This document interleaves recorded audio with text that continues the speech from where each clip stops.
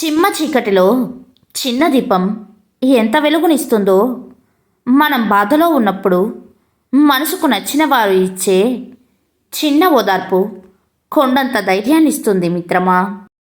ఎదుటివారు చెబుతున్నప్పుడు శ్రద్ధగా వినడం మంచి విషయమే, కానీ నీ అభిప్రాయం చెప్పకుండా ఉండిపోకూడదు మిత్రమా.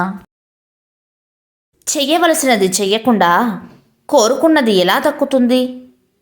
మీరు ఒక లక్ష్యాన్ని పెట్టుకున్నప్పుడు దానికి అవసరమైన నైపుణ్యాలను ఎప్పటికప్పుడు నేర్చుకుంటూ ఉండాలి. మిమ్మల్ని మీరు సరికొత్తగా మలుచుకోవాలి. నిరంతరం శ్రమిస్తూ ఓర్పుతో మీ సమయం వచ్చేంత వరకు ఎదురు చూడాలి. అప్పుడే మీ జీవితంలో ఎన్ని ఆటంకాలు వచ్చినా తట్టుకొని నిలబడతారు, విజయాన్ని సాధిస్తారు మిత్రమా. ఇతరులు మిమ్మల్ని మెచ్చుకోవాలని, గుర్తించాలని ఆరాటపడకండి. ఒకవేళ మీరు కేవలం ఇతరుల మెప్పు కోసమే కష్టపడుతూ ఉన్నారంటే మీరు చేసే పనిలో ఎప్పటికీ సంతృప్తిని పొందలేరు. అలా కాకుండా మీ మనసుకు నచ్చిన పని చేస్తే అది మీకు ఆత్మానందాన్ని కలిగిస్తే అంతకు మించిన గొప్ప జీవితం లేదు. అప్పుడు ప్రశంసలు కూడా వాటంతటా.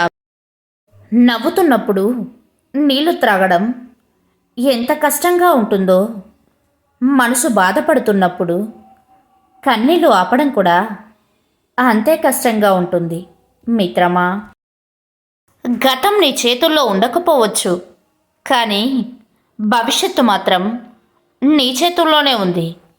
నీ భవిష్యత్తును అందంగా నిర్మించుకునే బాధ్యత నీదే మిత్రమా. ఉత్తమంగా మనం జీవించాలి అనుకుంటే అందుకు తగ్గ ప్రయత్నం కూడా చేయాలి కదా. ప్రయత్నించండి మిత్రమా. కష్టపడే వారికి చిన్న చిన్న కష్టాలు దూరం అవుతుంటాయి. అందుకే కష్టపడండి, కష్టాలను దూరం చేసుకోండి మిత్రమా.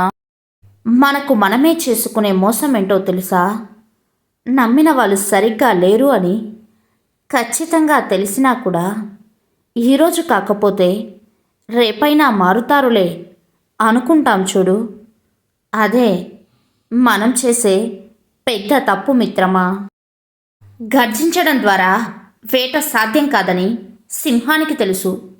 కాబట్టి అనుభవం సింహానికి మౌనంగా మాటు వేసి ఉండడం నేర్పింది.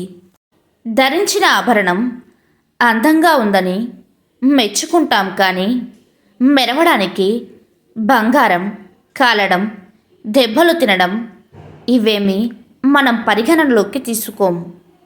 అలాగే ఒక ఉన్నత స్థాయికి వచ్చిన వ్యక్తి అదృష్టాన్ని మెచ్చుకుంటాం, కానీ ఆ స్థితికి రావడానికి తను పడ్డ కష్టం, తపన పట్టించుకోము.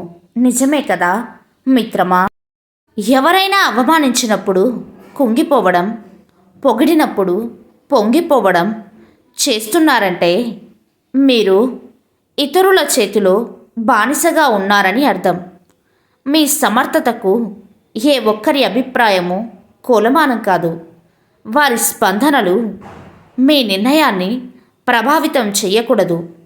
పొగడ్తలకు తెగడ్తలకు చలించకుండా స్థితప్రజ్ఞతతో ముందుకెళ్ళండి. అప్పుడు మీ జీవితానికి మీరే యజమాని అవుతారు మిత్రమా. మనిషిని సంతోషంగా ఉంచడం కంటే కష్టమైన పని ఈ ప్రపంచంలో మరొకటి లేదు.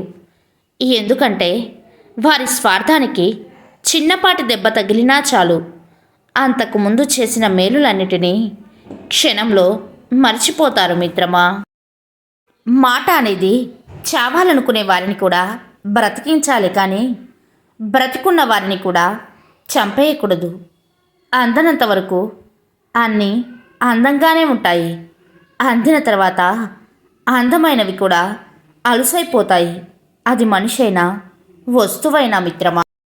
ఒంటరిగా ఉండడం కూడా ఒక వరం. మొదట చాలా బాధగా అనిపించినా అలవాటయ్యే కొద్దీ ప్రశాంతతను ఇస్తుంది మిత్రమా. ఇక్కడ ఎవరూ నీ వాళ్ళు కాదు. నువ్వు మాట్లాడుతున్నావు కాబట్టి మాట్లాడుతున్నారు. నువ్వు ఒక్కసారి మాటలు ఆపేయి. కనీసం ఉన్నావని కూడా గుర్తించరు మిత్రమా. తేదీలు మారుతున్నా, సంవత్సరాలు గడుస్తున్నా కాలం ఎప్పుడూ నేర్పించే పాఠం ఒక్కటే. నీ జీవితంలో ఎవరు శాశ్వతం కాదని మిత్రమా. ఇద్దరు వ్యక్తుల మధ్య నమ్మకం ఉంటే మాటలు అవసరం లేదు. మౌనం కూడా అంగీకారమే సూచిస్తుంది మిత్రమా.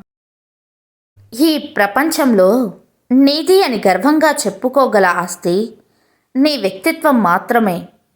ఏది ఏమైనా దాన్ని కోల్పోవద్దు. నీతో నువ్వు నిజాయితీగా ఉండు మిత్రమా. నిజం తెలుసుకునే ఓపిక నీకు లేకుంటే నిందించే హక్కు కూడా నీకు లేదు మిత్రమా.